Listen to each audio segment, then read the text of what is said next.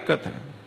नहीं, उनकी पूरी तहरीक का स्लोगन है आजादी का मतलब क्या, ला इलाहा इल्लल्लाह।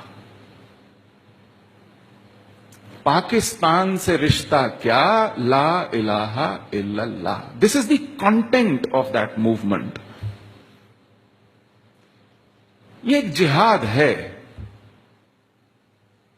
वो साफ कहते हैं, जब वो खुद को मुजाहिदीन कहते हैं तो मुजाहिदीन का मतलब ही वो है, the warrior who is fighting a जिहाद। मुजाहिद, the one who is fighting a जिहाद। यूनाइटेड जिहाद काउंसिल, जिसको सैयद सलाहुद्दीन हेड करता है, वो इसको यूनाइटेड जिहाद काउंसिल कहता है। आप सैयद अली शाह गिलानी के बयान पढ़िए, वो कहता है even if you pave our roads with gold. ये उसका बयान है जब श्रीमान नरेंद्र मोदी कश्मीर के लिए 80,000 करोड़ का पैकेज तय करते हैं। वो कहते हैं even if you pave our roads with gold we will not stop insisting for freedom. ये वो खुले तौर पे कह रहे हैं। आप उसको इंटरप्रेट करने नहीं, वहां विकास चाहिए। उनके हाथ में पत्थर है, हमने लैपटॉप देने हैं। आप लैपटॉप दीजिए, वो उसमें से बम बनाने की विधि डाउनलोड करेंगे, आपको आईईडी से उड़ाएंगे। आप कह रहे हैं कि हम आपके यहां सड़कें बनाएंगे, आपके यहां पावर स्टेशन बनाएंगे, आपके यहां आईआईटीज बनाएंगे, आपका आईआईएम्स बनाएंगे। वो कह रहे हैं भैया हम पढ़ के आते हैं अमेरिका से, इंग्लैंड से, आप क्या बात कर रहे हो? हमारे पास कमी है क्या? इस देश में किसी 5 स्टार होटल में यदि कोई शॉपिंग आर्केड हो जहां एक भी दुकान हो,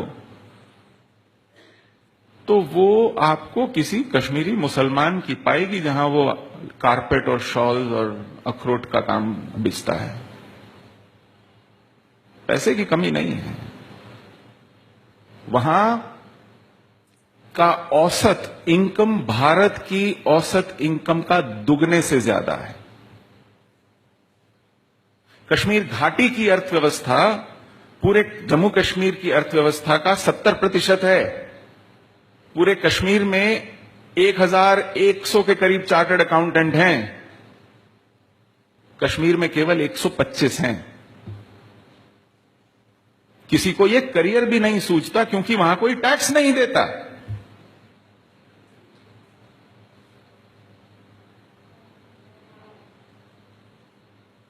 हम पता नहीं किस मुगालते में हैं। हम जीवन भर पूरी राजनीतिक पीढ़ियों में 370 का विरोध करते आ रहे हैं, लेकिन कश्मीर जाकर कहते हैं इस पे बहस होनी चाहिए। आपके मैनिफेस्टो तो नहीं कहते कि इसमें बहस होनी चाहिए, वो तो कहते हैं इसका निषेध कीजिए। आप 70 साल से बहस ही तो कर रहे हैं। अगर इस पे बहस होनी थी तो फिर डॉक्टर श्यामा प्रसाद मुखर्जी बलिदान देकर के क्यों आए भाई?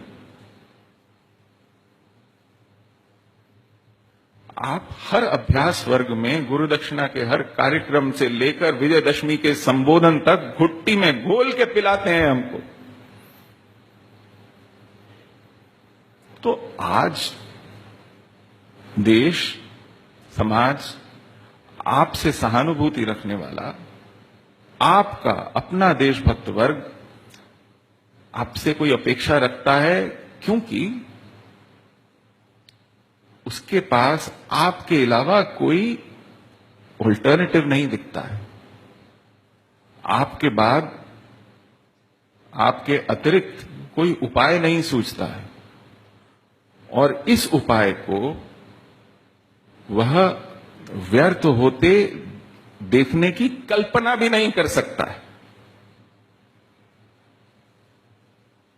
आप बेकारी से खूब लड़िए, आप बेरोजगारी से खूब लड़िए, आप गरीबी से खूब लड़िए, लेकिन कश्मीर में वो लड़ाई नहीं है, ये बात मान लीजिए।